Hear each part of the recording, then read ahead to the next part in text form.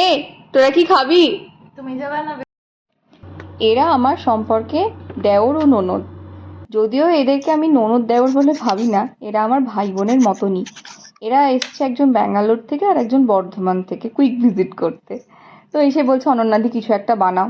কি বানাবো ভাবলাম যে আমের সিজন চলছে, তাহলে ওদেরকে এক রকমের মিষ্টি বানিয়েই খাওয়াই।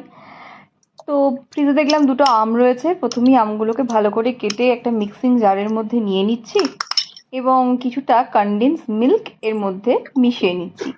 ভালো করে এই দুটোকে একটু গ্রাইন্ড করে নিচ্ছি। পেস্টটা পুরো স্মুথ যাতে হয় সে বিষয়ে কিন্তু একটু বিশেষ খেয়াল রাখতে হবে। এরপর একটু ঈষৎ উষ্ণ গরম দুধ এর মধ্যে মিশিয়ে নিচ্ছি এবং পুরো মিশ্রণটিকে খুব ভালোভাবে ফাটিয়ে নিচ্ছি। ফাটাতে লক্ষ্য রাখতে হবে যেন এর ভিতরে কোনো রকম লাম্পস না থাকে।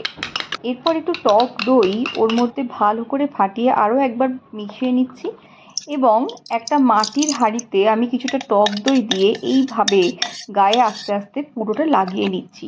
তারপর পুরো মিশ্রণটা ঢেলে সারা রাতের জন্য এটা রান্নাঘরে রেখে দিয়েছিলাম। পরের দিন সকালবেলায় এই রকম ধরনের একটা সুন্দর আম দই ওদেরকে বানিয়ে খাইয়েছিলাম।